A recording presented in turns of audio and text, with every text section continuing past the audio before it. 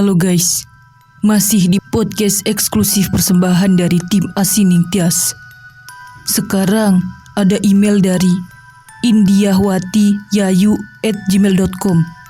Kayaknya seru nih ceritanya. Langsung aja, let's go. Hai kak, kenalin, namaku Kila. Aku mau cerita pengalaman menyeramkan yang aku alami. Saat itu, di dekat rumahku, ada taman indah yang baru selesai dibangun. Taman itu masih bersih banget, tapi ada sesuatu yang mengganggu pemandangan, yaitu pohon beringin besar di samping taman. Pohon itu dibiarin dan gak ditebang. Sebenarnya pohon itu udah lama ada, jadi ya kelihatannya biasa aja. Sore itu, aku ngajak Wawa dan Syafa buat nongkrong di taman. Syafa pun menolak. Syafa cerita kalau di pohon beringin besar pernah jadi tempat bunuh diri. Aku dan Wawa mengabaikan dan mengolok-olok Syafa. Di zaman modern kayak gini masih aja mikirin hantu. Akhirnya aku dan Wawa pergi ke taman tanpa Syafa.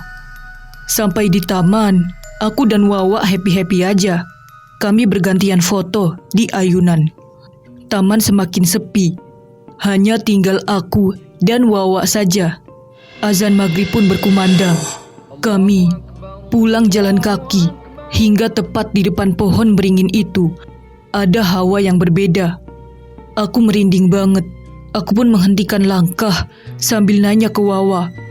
Ternyata Wawa juga merasakan hal yang sama.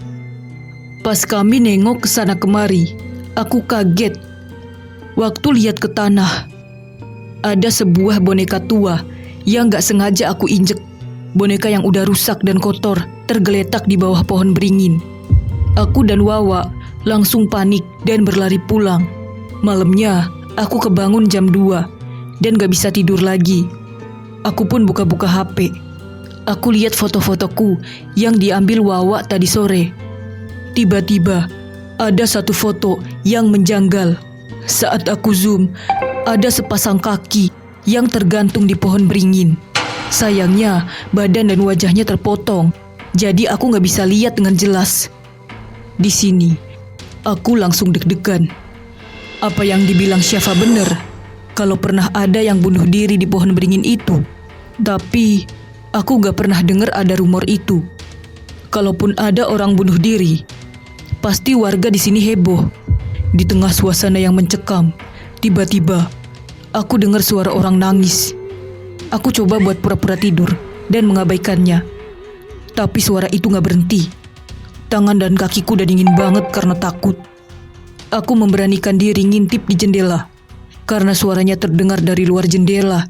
Saat aku lihat, ada Syafa lagi nangis sambil jalan, entah mau kemana. Aku ngucek mataku, takut yang aku lihat cuma halusinasi. Tapi ternyata bener, itu Syafa. Aku langsung keluar buat nemuin Syafa.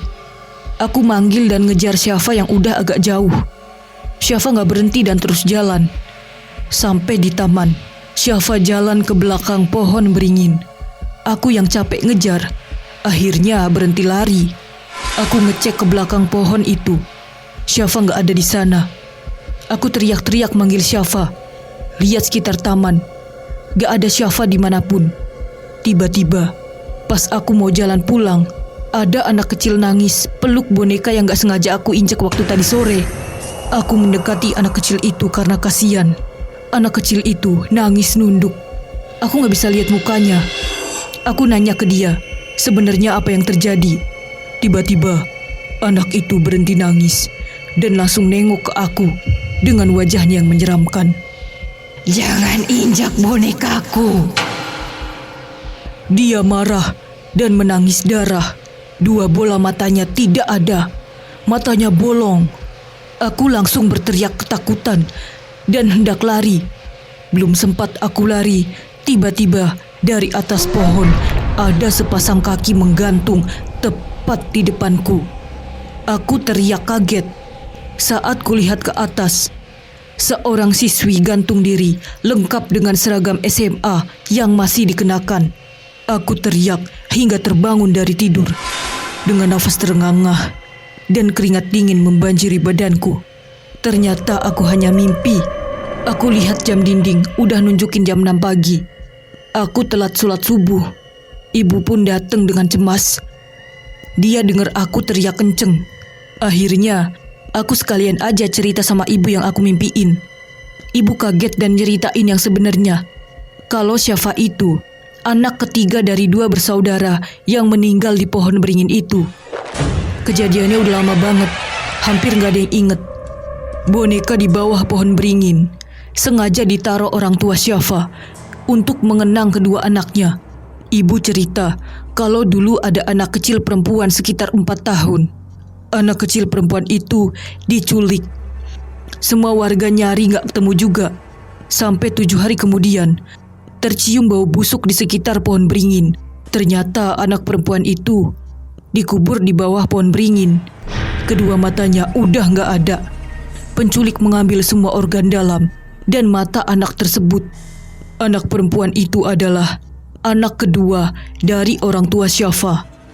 Semenjak kematian yang tragis, ayah Syafa stres. Ayah Syafa sering menyiksa ibu dan anak pertama mereka yang udah duduk di bangku SMA. Karena merasa sangat tertekan, akhirnya anak perempuan itu gantung diri pas pulang sekolah. Bukan cuma itu, ternyata dia sering dibully di sekolahan.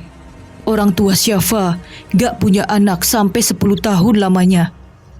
Setelah Syafa lahir, orang tua Syafa bertobat dan bertekad akan menjaga Syafa dengan baik. Mendengar cerita itu, aku langsung ke rumah Wawa. Aku cerita ke Wawa dari awal sampai akhir. Ternyata Wawa juga mengalami kejadian aneh malam tadi. Kami segera mengunjungi rumah Syafa dan minta maaf pada Syafa. Syafa sengaja gak cerita karena takut dijauhi. Gimana guys? Merinding parah. Makasih udah kirim cerita, Kila. Kadang gosip itu bukan sekedar gosip. Ada juga yang benar-benar terjadi. Kita harus cari tahu kebenarannya dulu sebelum percaya atau enggak ya guys. Oke, sampai jumpa lagi. Bye.